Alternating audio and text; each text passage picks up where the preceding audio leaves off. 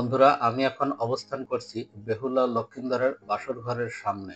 আমার পেছনে দেখতে পাচ্ছেন সেই স্থাপনা। বগুড়া শহর থেকে 15 কিলোমিটার দূরে অবস্থান এই বেহুলার বাসর ঘরের। আমরা এখন ঘুরে ঘুরে দেখাবো এবং এই বাসর ঘর নিয়ে যে লোকগাথা, ইতিহাস, ঐতিহ্য সেটা আপনাদের সাথে শেয়ার করব। বগুড়া শহর থেকে প্রায় 13 কিলোমিটার উত্তরে এবং মাঝখানগড় থেকে 2 কিলোমিটার দক্ষিণে গোকুল গ্রামের দক্ষিণ পশ্চিম প্রান্তে যে স্মৃতিস্তম্ভটি যুগ যুগ ধরে অতীতের অসংখ্য ঘটনাবলীর নিদর্শন বুকে জড়িয়ে শির উঁচু করে দাঁড়িয়ে আছে, ইহাই বেহুলার বাসরঘর নামে পরিচিত। এই বাসরঘর মেয়ের থেকে মেয়ের এবং বর্তমানে পুরাকীর্তি নামে পরিচিত। তবে প্রত্নতত্ত্ব বিভাগের মতে আনুমানিক খ্রিস্টাব্দ 7ম শতাব্দী থেকে 1200 শতাব্দীর মধ্যে এটা নির্মিত। এই স্তম্ভটি পূর্ব পশ্চিমে অপেক্ষাকৃত দীর্ঘ এবং ত্রিকোণ বিশিষ্ট। 172টি কক্ষ অকল্পনীয়। এই কক্ষগুলোর অসমতা এবং এলোমেলো বুনিয়াদের আরও দুর্বোধ করে তুলেছে।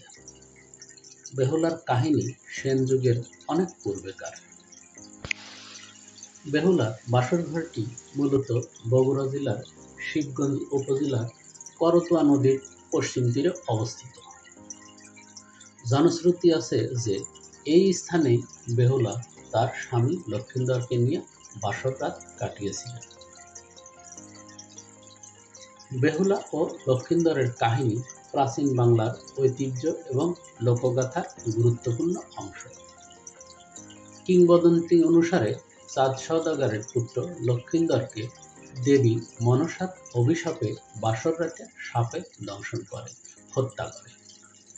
কিন্তু বেহুলার একনিষ্ঠ ভালোবাসা ও সংগ্রামের ফলে তিনি স্বামীকে পুনরুজ্জীবিত করতে সক্ষম হন। বেহুলার বাসরঘর একটি প্রাচীন ইটের কাঠামো যা এখন ধ্বংসস্তূপ অবস্থায় আছে। বিশেষজ্ঞদের মতে এটি একটি পাল বা সেন আমলের মন্দির বা কোনো ধর্মীয় স্থাপনা হতে পারে। এটি মূলত একটি টেরাকোটা স্থাপত্যশৈলী নির্মিত। এই স্থানটি শুধুমাত্র একটি প্রত্নতাত্ত্বিক নিদর্শনই নয়, বরং বাঙালি সংস্কৃতিতে লোককাহিনীর একটি গুরুত্বপূর্ণ অংশ। প্রতি বছর অনেক পর্যটক ও ইতিহাসপ্রেমী এখানে আসেন বেহুলা লক্ষিন্দরের কাহিনীর স্মৃতিচিহ্ন দেখার জন্য। বগুড়ার এই প্রত্নতাত্ত্বিক স্থান ভ্রমণকারীদের জন্য একটি আকর্ষণীয় স্থান। বেহুলার বাসরঘর শুধু একটি স্থাপত্য নয়, এটি বাংলার ঐতিহ্য, লোকগাথা ও সংস্কৃতির ঐতিহ্যের এক গুরুত্বপূর্ণ অংশ। এর সংরক্ষণ ও প্রচারণা প্রয়োজন, যাতে ভবিষ্যতে প্রজন্ম এই ঐতিহাসিক স্থানের গুরুত্ব বুঝতে পারে। বন্ধুরা, আজ এ পর্যন্ত। আবার দেখা হবে অন্য কোনো নতুন দর্শনীয় স্থানে। সে পর্যন্ত বিদায় নিচ্ছি। আল্লাহ হাফেজ।